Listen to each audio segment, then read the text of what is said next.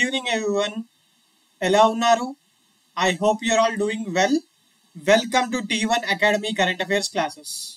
ఈ రోజు current affairs classes లో భాగంగా మనం న్యూస్ లో ఉన్న కొన్ని ముఖ్యమైన అంశాల గురించి చర్చించుకుందాం. అవేంటంటే మన ఎక్స్టర్నల్ మినిస్టర్ ఎస్ జయశంకర్ గారు యుఏఈ పర్యటనకి వెళ్ళారు కదా, మరి ఎందుకు వెళ్ళారు, దానికి సంబంధించిన విశేషాలు ఏంటి, మరి ఇందులో ఏమైనా స్పెషల్ థింగ్ ఉందా, దానికి సంబంధించిన విశేషాలు అవన్నీ ఈరోజు చూద్దాము. అలాగే Australian open tennis tournament complete అయింది, మరి ఇది ఎక్కడ నిర్వహిస్తారు, ఎవరు గెలిచారు లాంటి విషయాలు. అలాగే wetland accredited list city list recent గా మళ్ళీ రిలీజ్ అయ్యాయి. ఇంతకుముందు యూరోపియన్ కంట్రీస్ అవి ఉండే, మరి for the first time Indian cities కి ఈ లిస్ట్ లో చోటు రావడం జరిగింది. మరి అవి ఏ సిటీస్, ఎందుకని ఆ సిటీస్ కి మాత్రమే వచ్చాయి, దానికి సంబంధించిన విశేషాలు ఏంటి, ఇవన్నీ చూద్దాము.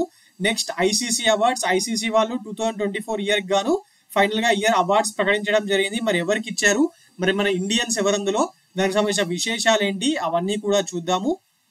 నెక్స్ట్ వీర్గత 4.0 ప్రాజెక్ట్ రీసెంట్ గా 4th ఎడిషన్ స్టార్ట్ అయింది. మరి ఏ మినిస్ట్రీ వాళ్ళు దీన్ని చూస్తున్నారు, మరి దీనికి సంబంధించిన ఇన్ఫర్మేషన్ ఏంటి, అదంతా కూడా చూద్దాము. కైలాష్ మానస్ సరోవర్ యాత్ర న్యూస్ లో ఉంది. మరి ఇన్ని సంవత్సరాలు లాస్ట్ 2-3 ఏళ్ళ నుంచి జరగలేదు కదా, మరి ఇప్పుడు న్యూస్ లోకి ఎందుకు వచ్చింది, దానికి సంబంధించిన విశేషాలు ఏంటి, అవన్నీ చూద్దాము. ఫైనల్ గా ఈ టాపిక్స్ కి సంబంధించిన కొన్ని MCQs ని మనం చర్చించుకుందాం. Okay, right. Now coming on to the first topic for today, that is external affairs minister Jaishankar embarks on 3-day visit to UAE for bilateral talks. మన external affairs minister Subrahmanyam Jaishankar గారు ఉన్నారు కదా, ఆయన రీసెంట్ గా యుఏఈకి వెళ్ళడం జరిగింది for 3 days bilateral talks. And దాంతో పాటు రైసీనా డైలాగ్ మన దగ్గర ప్రతిసారి న్యూఢిల్లీలో జరుగుతూ ఉంటది కదా, ఎస్, దానికి సంబంధించిన మిడిల్ ఈస్ట్ కాన్క్లేవ్ ని అబుదాబిలో ఈసారి నిర్వహిస్తున్నారు. మరి అక్కడికి ఈయన వెళ్ళడం జరిగింది, అక్కడ కీ నోట్ అడ్రస్ కూడా చేయడం జరిగింది. మరి అక్కడ మాత్రమే ఎందుకు, why only in UAE, not in other countries of middle east అంటే ఏం చెప్తారు, మనకి ఇప్పుడు మిడిల్ ఈస్ట్ లో ఉన్న అన్ని కంట్రీస్ లో కల్లా మనకు ఎక్కువ యాక్సెసిబుల్ ట్రేడ్ విషయంలో కానివ్వండి, లేకపోతే బైలేటరల్ రిలేషన్షిప్ లో కానివ్వండి, చాలా మంచి సంబంధాలు మనకు యుఏఈతోనే ఉన్నాయి. UAE is one of the main strategic partner and energy supplier of India in the west Asia. మనకు ట్రేడ్ విషయంలో యుఎస్ఏ తర్వాత మనం ఎక్కువగా ఎక్స్పోర్ట్ చేస్తున్న దేశం ఏదైనా ఉందంటే అది యుఏఈ. అలాగే ఎనర్జీ, ఆయిల్, ఇవన్నీ గ్యాస్ మనం యుఏఈ నుంచి ఎక్కువగా తీసుకుంటూ ఉంటాం. అండ్ అన్నిటికన్నా ముఖ్యమైన విషయం మ్యాన్ టు మ్యాన్ సప్లై. మనకు దగ్గర ఒక 30 లక్షల మంది ఇండియన్స్ యుఏఈలో డిఫరెంట్ రంగాల్లో పనిచేస్తున్నారు. అలాగే మనము యుఏఈతోని I2U2 అనే గ్రూప్ తో భాగస్వామిగా ఉన్నాము. రీసెంట్ గా ఈ I2U2 అనే గ్రూప్ ఫార్మింగ్ జరిగింది కదా. ఇండియా, ఏమేం దేశాలు ఉన్నాయి, India, Israel, UAE and USA. Yes, ఈ 4 దేశాల్లో గ్రూపింగ్ తోని I2U2 ఏర్పడింది. మరి అందులో మనము యుఏఈతో పార్ట్నర్షిప్ లో ఉండడం జరిగింది. ఇప్పుడు ఆయన యుఏఈ పర్యటనకు వెళ్ళారు కదా, ఎందుకోసం అంటే బేసిక్ గా he went there to review the close partnership between the two countries and explore the further avenues. ఇప్పటి వరకు మన రెండు దేశాల మధ్యలో ట్రేడ్ విషయంలో కానివ్వండి, ఎనర్జీ సప్లైస్ విషయంలో కానివ్వండి, మ్యూచువల్ సపోర్ట్ విషయంలో కానివ్వండి చాలా హెల్ప్ జరుగుతుంది. మరి ఇంకా కొత్త రంగాల్లో, అలాగే ఇండియన్స్ కి అక్కడ జాబ్స్ ఇవ్వడం విషయంలో కానివ్వండి చాలా గొప్ప పనులు జరుగుతున్నాయి. మరి ఇంకా ఫ్యూచర్ లో ఇంకా కొత్త రంగాల్లో మన పార్ట్నర్షిప్ ని ఆర్ బైలేటరల్ రిలేషన్షిప్ ని ఎక్స్పాండ్ చేసుకోవాలనుకున్న చాయిసెస్ ఏంటో ఈ సమావేశంలో నిర్ణయించబోతున్నారు. అలాగే దాంతో పాటు ద మెయిన్ థింగ్ ఏంటి, రైసీనా డైలాగ్ ఎప్పుడు న్యూఢిల్లీలో జరుగుతుందని ఇందాక చెప్పాను కదా, మరి దానికి సంబంధించిన రైసీనా మిడిల్ ఈస్ట్ కాన్క్లేవ్ ని అబుదాబిలో నిర్వహిస్తున్నారు. ఇది 100% ప్రామినెంట్ క్వశ్చన్ అండి. రాబోయే TSPSC ఎగ్జామ్స్ లో, SI పోలీస్ కానిస్టేబుల్ ఎగ్జామ్ లో మీరు దీని మీద క్వశ్చన్ చూడొచ్చు. ఇప్పుడు రైసీనా డైలాగ్ ఎక్కడ జరుగుతుందని చెప్పి అడగడం పాతదైపోయింది, అందరికి తెలుసు న్యూఢిల్లీలో. అలాగే దేనికి సంబంధించిన విషయాల మీద అంటే కూడా అందరికి తెలుసు. ఇప్పుడు కొత్తగా దానికి సంబంధించి అబుదాబిలో మిడిల్ ఈస్ట్ కాన్క్లేవ్ చేశారు కాబట్టి, and this is the inaugural session, మొట్టమొదటిసారిగా నిర్వహిస్తున్నారు కాబట్టి ఖచ్చితంగా అడుగుతారు. మరి ఎవరు కలిసి నిర్వహిస్తున్నారు? అబుదాబిలో నిర్వహిస్తే అక్కడ ఆ దేశానికి చెందిన యుఏఈ ఫారెన్ మినిస్ట్రీ అండ్ మన దేశానికి చెందిన ORF observer research foundation, ORF observer research foundation వీళ్ళిద్దరూ కలిపి జాయింట్ గా దీన్ని నిర్వహించడం జరుగుతుంది. And this is the inaugural session అనేది మీరు గుర్తుపెట్టుకోవాల్సిన పాయింట్ అండి. Okay right. ముఖ్యంగా రెండు దేశాల మధ్య ట్రేడ్ అనేది చాలా బాగుంది.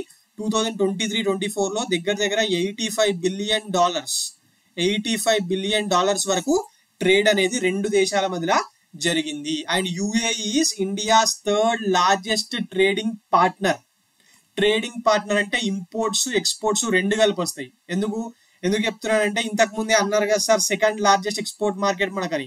ఎక్స్పోర్ట్ గురించి చెప్పాను. ట్రేడ్ అన్నప్పుడు ఇంపోర్ట్ ఎక్స్పోర్ట్ రెండు వస్తాయి. యుఏఈ ఇండియాకు థర్డ్ లార్జెస్ట్ ట్రేడింగ్ పార్ట్నర్, అలాగే సెకండ్ లార్జెస్ట్ ఎక్స్పోర్ట్ మార్కెట్. ఇవి ఇంపార్టెంట్ అంటే ఖచ్చితంగా ఇంపార్టెంట్. మొన్న టిఎస్పిఎస్సి గ్రూప్ 2 ఎగ్జామ్ లో ఆర్డర్ ప్రిఫరెన్స్ అడిగింది కదా, decreasing order increasing order, USA Russia ఇట్లా 4 దేశాలు ఇచ్చి అడిగింది కదా. ఎస్, మరి ఇది ఖచ్చితంగా తెలిసి ఉండాలి. వెరీ వెరీ వెరీ ఇంపార్టెంట్ అండి. ఏం పాయింట్స్ ఇంపార్టెంట్? రీసెంట్ గా యుఏఈ పర్యటనకి వెళ్ళింది జయశంకర్ గారు. ఏ విషయం మీద వెళ్ళారు? బైలేటరల్ టాక్స్ కి సంబంధించి. అలాగే రైసీనా మిడిల్ ఈస్ట్ కాన్క్లేవ్ అక్కడ నిర్వహిస్తున్నారు. యుఏఈ ఫారెన్ మినిస్ట్రీ అండ్ మన అబ్జర్వర్ రీసెర్చ్ ఫౌండేషన్ ఇద్దరు నిర్వహిస్తున్నారు. మరి దానికి ఇనాగ్రల్ అడ్రస్ ఇవ్వడానికి ఈయన వెళ్ళడం జరిగింది. ఇక మిగిలిన పాయింట్స్ మనం ఇప్పటి వరకు ఇక్కడ ఉన్నాయి కదా. ఎస్, ఇప్పటి వరకు మనం మిగిలిన పాయింట్స్ మాట్లాడుకున్న అన్ని కూడా ఏంటంటే static portion which are very important. ఈ I2U2 గ్రూపింగ్ మీద క్వశ్చన్ వస్తుంది. అలాగే మొన్ననే కదా మనకు లార్జెస్ట్ ట్రేడింగ్ పార్ట్నర్స్ ఇండియాకి సంబంధించి ఎగ్జామ్ లో క్వశ్చన్ అడిగారు. సో ఇదంతా కూడా స్టాటిక్ పాయింట్ లో మనకు very very important. Okay right. Now coming on to the next topic, that is Australian open అండి. ఆస్ట్రేలియన్ ఓపెన్ మీకు ఎవరికైనా తెలియని వాళ్ళు ఉంటే ఫ్రెషర్స్ కోసం చెప్తున్నాను. టెన్నిస్ ప్రపంచంలో గ్రాండ్ స్లామ్స్ అనేటివి 4 టోర్నమెంట్స్ జరుగుతాయండి. ఇవి చాలా ప్రతిష్టాత్మకమైన టోర్నమెంట్స్. ఒకటేమో ఆస్ట్రేలియన్ ఓపెన్. ఫస్ట్ ఇది ఇయర్ స్టార్టింగ్ లో ఇదే జరుగుతుంది. ఆస్ట్రేలియన్ ఓపెన్ ని ఓజెడ్ ఓపెన్ అని కూడా అంటారు. మరి దాని తర్వాత ఫ్రెంచ్ ఓపెన్ జరుగుతుంది. దాని తర్వాత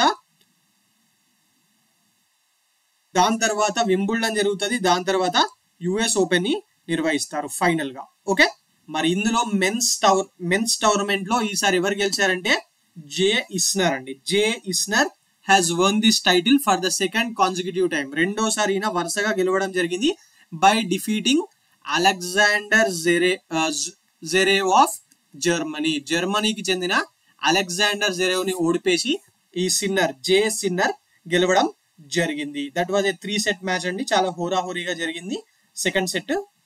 it was a great match. ఎవరైనా ఇంట్రెస్ట్ ఉన్న వాళ్ళు ఒకసారి చూడండి. మా ఉమెన్స్ టైటిల్ ఎవరు గెలిచారు? మరి ఉమెన్స్ టైటిల్ ని మ్యాడిసన్ కీస్ ఆఫ్ యుఎస్ఏ ఈమె గెలవడం జరిగింది by defending champion Sabalenka of Belarus. Belarus కు చెందిన సబలెంకాను ఓడిపేసి ఆమె గెలవడం జరిగింది. ఎస్, ఇక్కడ చూడండి పాయింట్స్ ఇక్కడ ఉన్నాయి. మీకు నోట్స్ ఎవరైనా రాసుకోవాలనుకున్న వాళ్ళ కోసము. J Sinner from Italy won his second consecutive Australian Open championship. ఇందాక చెప్పాను కదా ఈయన వరుసగా రెండోసారి గెలవడం అని. మరి world number 2 Alexander Zverev of జర్మనీని ఓడిపోయడం జరిగింది. మరి ఈయన దీని వల్ల నంబర్ 1 స్పాట్ ని ఇంకా కంటిన్యూ చేశాడు. ఇప్పుడు ఆల్రెడీ వరల్డ్ నెంబర్ 1 గా ఉన్నాడు. జెకోవిచ్ కానీ నాదల్ రిటైర్ అయిపోయాడు మొన్ననే. జెకోవిచ్ ఏం ఫస్ట్ ప్లేస్ లో లేడు ఇప్పుడు, but J sinner first place లో ఉండడం జరిగింది. ఉమెన్స్ లో మ్యాడిసన్ కీస్ ఆఫ్ యుఎస్ఏ మరి మేము మొట్టమొదటిసారి గెలవడం, గ్రాండ్ స్లామ్ గెలవడం మొట్టమొదటిసారి. ఓకే, మ్యాడిసన్ కి జనరల్ గా ఎవరు అనుకోలేదండి. Aryna Sabalenka was a defending champion and hot favourite match లో, but she won the tournament. Madison Keys tournament గెలవడం జరిగింది. మరి మెన్స్ డబుల్స్ ఎవరు గెలిచారు? ఇవి కూడా ఇంపార్టెంట్. క్వశ్చన్ పేపర్ టఫ్ చేయాలనుకున్నప్పుడు అందరికీ సింగిల్స్ తెలుస్తాయి కొంచెం ప్రిపేర్ అయ్యేటోళ్ళ కన్నా. మెన్స్ డబుల్స్ కూడా అడుగుతాడు. మరి మెన్స్ డబుల్స్ ఎవరు గెలిచారు? హెచ్ ప్యాటెన్ అండ్ హెలియోవారా గెలవడం జరిగింది. ఈయననేమో యూకేకి సంబంధించిన వాడు, ఇతనేమో నార్వేకి సంబంధించిన వ్యక్తి. ఓకే, సారీ, ఫిన్లాండ్ కి సంబంధించిన వ్యక్తి. నెక్స్ట్ మరి ఉమెన్స్ డబుల్స్ ఎవరు గెలిచారు? వీటి మీద కూడా క్వశ్చన్స్ మనకు కొన్ని సందర్భాలు అడిగిన సందర్భాలు ఉన్నాయి కదా, సింగిల్స్ మాత్రమే కాకుండా doubles and mixed doubles. Yes, యుఎస్ఏకి సంబంధించిన T Townsend and K Siniakova వీళ్ళిద్దరూ గెలవడం జరిగింది.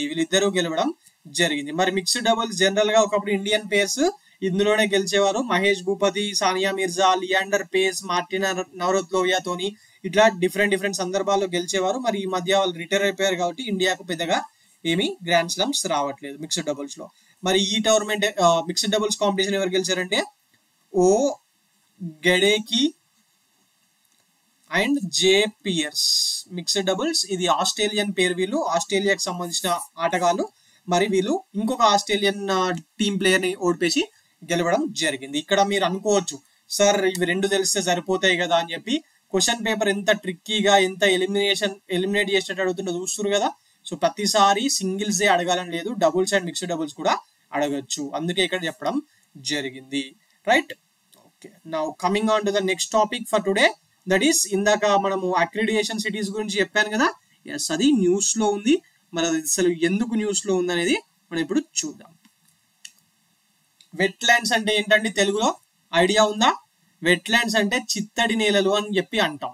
చిత్తడి నేలలను ఇంగ్లీష్ లో వెట్లాండ్స్ అని చెప్పి పిలుస్తారు. మరి చిత్తడి నేలలుగా గుర్తింపు పొందిన మొట్టమొదటి భారతీయ నగరాలుగా ఇండోర్ అండ్ ఉదయ్పూర్ నిలవడం జరిగింది. మరి అందువలన ఇవి న్యూస్ లో ఉంది. Indore and Udaipur join the list of wetland accredited cities for the first time from India.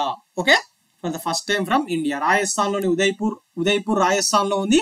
మరి ఇండోర్ మధ్యప్రదేశ్ లో ఉంటుంది కదా. ఎస్, మరి రామ్సర్ కన్వెన్షన్ ఆఫ్ వెట్లాండ్స్ కింద ప్రపంచంలో చిత్తడి నేలలు గల నగరాల జాబితా రీసెంట్ గా మళ్ళీ రిలీజ్ చేశారు. Already first edition second edition ఉన్నాయి. ఆల్రెడీ ఇంతకు ముందు రిలీజ్ చేసిన సిటీస్ 2018 లో ఒకసారి, 2022 లో ఒకసారి. మరి ఈసారి రిలీజ్ చేసిన లిస్ట్ లో భారతదేశం నుంచి ఇండోర్ అండ్ రాజస్థాన్ లోని ఉదయ్పూర్ నగరాలు అందులో చేయడం జరిగింది. ఇండోర్ ఎందుకు? ఇండోర్ చుట్టుపక్కల సిర్పూర్ సదస్సు అనే ఒక సిర్పూర్ లేక్ అని చెప్పి ఒక రామ్సర్ సైట్ ఉంటుందండి. ఇది నీటి పక్షుల స్థావరంగా గుర్తించబడింది.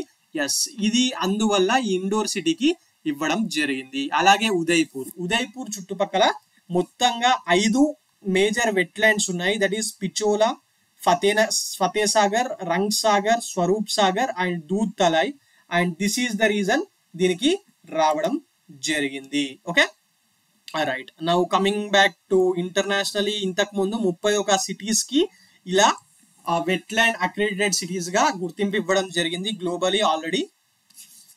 మరి అవి ఏ cities? First batch of cities China, France and Sri Lanka నుంచి ఉన్నాయి. 2018 లో ఇచ్చారు. And second batch of cities were from Japan, Morocco, Iran and Spain. మరి మొట్టమొదటిసారిగా మన భారతదేశానికి సంబంధించిన వాటికి ఇవ్వడం జరిగింది. ఈ వెట్లాండ్ సిటీ అక్రిడిటేషన్ ఒకసారి వస్తే ఇది 6 ఏళ్ల వరకు వ్యాలిడ్ గా ఉంటుంది. ఓకే,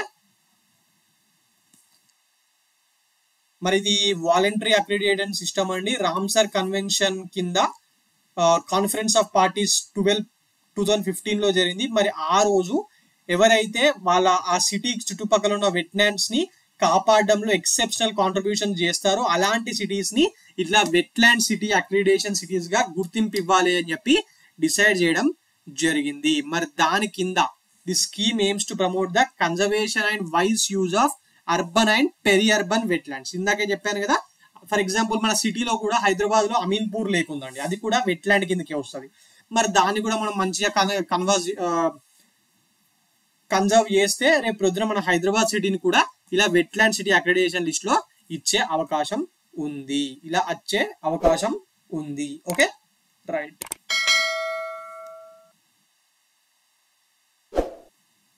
మరి ఈ COP12 ఇది జరిగినప్పుడు, రామ్సర్ కన్వెన్షన్ సంబంధించిన COP12 అప్పుడు జరిగినప్పుడు 2015 లో ఎక్కడ జరిగింది అని కూడా ఒకసారి అడిగాడు క్వశ్చన్.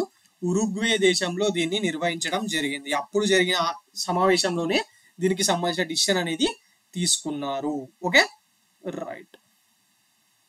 సార్ మరి మీరు అనొచ్చు దీనికి అంటే ఏముంటే ఎలాంటి ప్రమాణాలు పాటిస్తే వీటిని వెట్లాండ్ సిటీ అక్రిడిటేషన్ సిటీస్ గా ప్రకటిస్తారు అంటే ఒక 6 ప్రమాణాలు ఉన్నాయండి.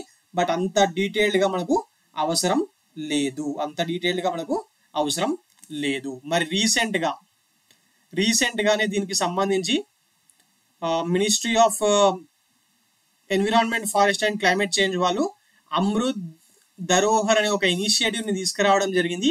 ఇది WCA గోల్స్ కి కొంచెము దగ్గరగా ఉంది. సో దట్ రామ్సర్ సైట్ ని కన్జర్వ్ చేయడంలో ఇది ముఖ్యమైన పాత్ర పోషిస్తుంది. సార్ అప్పా నుంచి అసలు రామ్సర్ కన్వెన్షన్, రామ్సర్ సైట్స్ అంటారు. అసలు రామ్సర్ సైట్ అంటే ఏంది, రామ్సర్ కన్వెన్షన్ ఏంది అని చెప్పి మీకు డౌట్ రావచ్చు ఫ్రెషర్ కి. Basically the convention on wetlands ఇది ఒక ఇంటర్నేషనల్ ట్రీటీ అండి. 1971 లో ఇరాన్ లోని రామ్సర్ అనే సిటీలో దీన్ని సైన్ చేయడం జరిగింది. అందువల్లనే దీన్ని రామ్సర్ కన్వెన్షన్ అంటారు. రామ్సర్ కన్వెన్షన్ అన్న, కన్వెన్షన్ ఆన్ వెట్లాండ్స్ అన్న ఒక్కటే. మరి ఇందులో మన భారతదేశము రామ్సర్ కన్వెన్షన్ 1971 లో సైన్ చేసిన 1975 నుంచి అమల్లోకి వచ్చింది. మరి దీంట్లో మన ఇండియా 1982 లో ఇందిరాగాంధీ గారు ప్రైమ్ మినిస్టర్ గా ఉన్నప్పుడు దీంట్లో సైన్ చేసి జాయిన్ కావడం జరిగింది. మరి అప్పట్లోనే ఫస్ట్ టైం ఇండియాలో ఒరిస్సాలో ఉన్న చిల్కా లేక్ కానివ్వండి, లేకపోతే రాజస్థాన్ లో ఉన్న కలడియో నేషనల్ పార్క్ కానివ్వండి, దీంట్లో ఉండడం జరిగింది. రామ్సర్ కన్వెన్షన్ సైట్స్ అంటాం కదా, ఫస్ట్ మన భారతదేశం నుంచి ఇవే ఉండే. మొత్తంగా ప్రస్తుతం చూసుకుంటే 85 రామ్సర్ సైట్స్ ఉన్నాయి ఇండియాలో. 85 రామ్సర్ సైట్స్ ఉన్నాయి. Okay,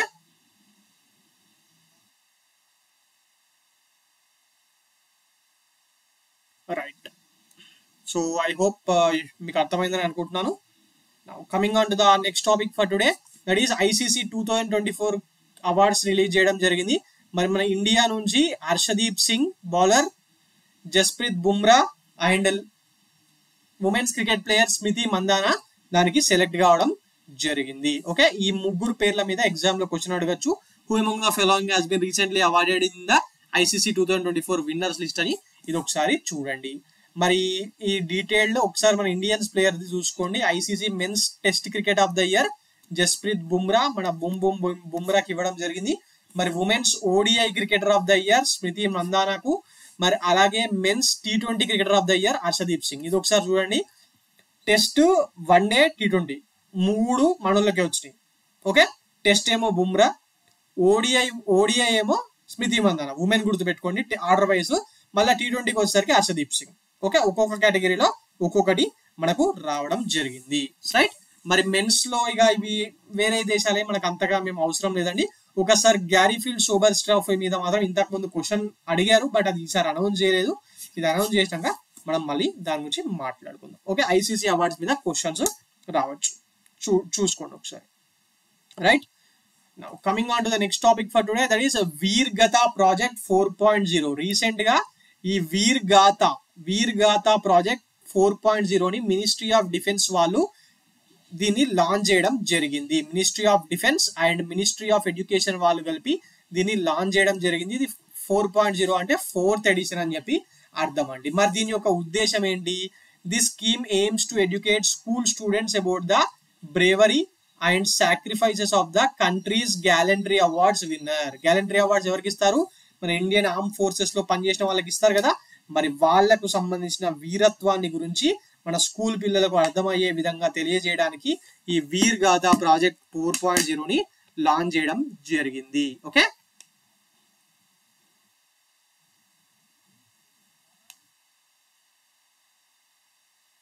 right. ఇందులో స్కూల్ పిల్లలకి నేర్పించిన తర్వాత అందులో కొందరికి అవార్డ్స్ ఇచ్చారంట, దగ్గర 100 మెంబర్స్ కి.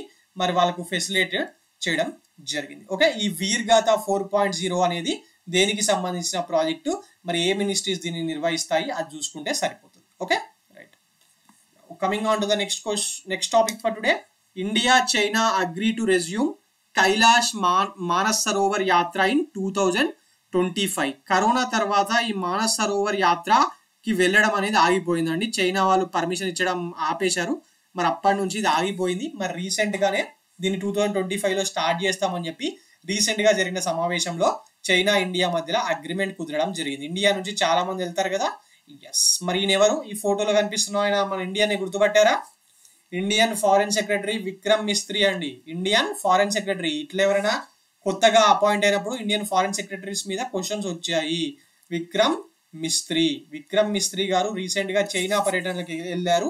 అక్కడ చైనా ఫారెన్ మినిస్టర్ ఆర్ విదేశాంగ మంత్రి అయిన వాంగ్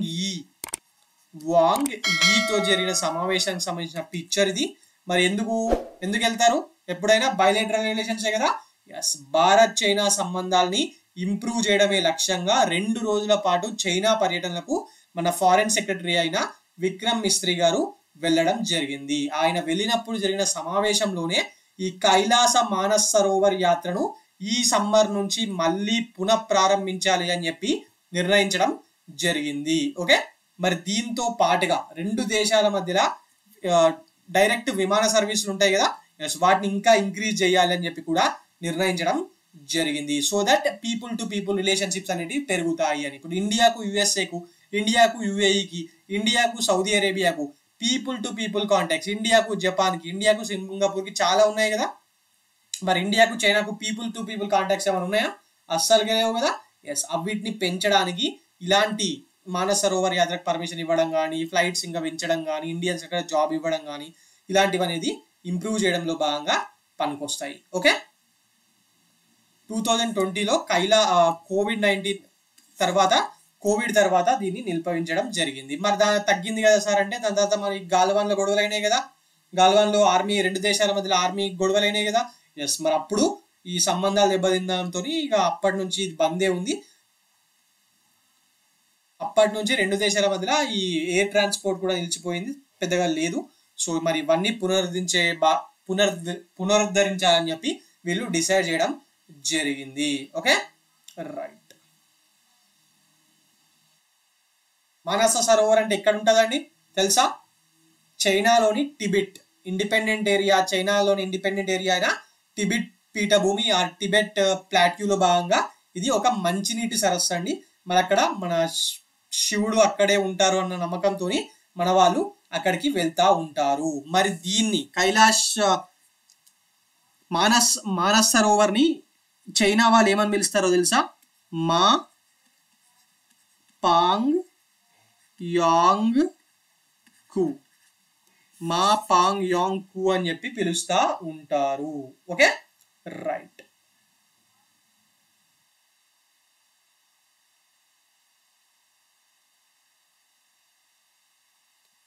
so now coming on to next కొన్ని MCQs ఉన్నాయి, చూద్దాం. who was named the ICC men's test cricketer of the year 2024? కింద ఇచ్చిన 4లో ICC men's test cricketer of the year award ఎవరికి ఇచ్చారు? రోహిత్ శర్మకా, హార్దిక్ పాండ్యాకా, హర్షదీప్ సింగ్ కా, జస్ప్రీత్ బుమ్రాకి ఇవ్వడం జరిగింది కదా. Yes, coming on to the next question. Who won the men's singles title at 2025 Australian Open? 4లో ఎవరండి? ఇందాక క్లాస్ లో మాట్లాడుకున్నాం కదా, రాఫెల్ నదాల్ రిటైర్ అయ్యారు, జకోవిచ్ మధ్యలోనే ఓడిపోయాడు. మరి గెలిచింది ఎవరు? జెనిక్ సిన్నర్ ఆఫ్ ఇటలీ, ఈయన 2వ సారి లైన్ గా ఇది గెలవడం. Right, now coming on to next question. Which of the following cities have received international accreditation as wetland cities under the Ramsar convention కింద ఇక్కడ ఉన్న సిటీస్ లో ఏ సిటీస్ కి వెట్లాండ్ సిటీస్ గా గుర్తింపు రావడం జరిగింది అని అంటున్నాడు. Options: Udaipur Indore, Jaipur Bhopal, Udaipur Bengaluru, Indore and Chennai. మరి దేనికి? ఉదయ్పూర్ అండ్ ఇండోర్. ఇంకో దానికి కూడా ఫేమస్ ఏంటండి? అది క్లీనెస్ట్ సిటీస్ తీసినప్పుడు ఇండియాలో ఎప్పుడు ఇండోరే ఫస్ట్ ప్లేస్ లో ఉంటది కదా. ఎస్, సో ఇదండి ఈరోజు current affairs. For more current affairs like this, do visit T1 Academy and also do subscribe our channel T1 Academy. Thank you.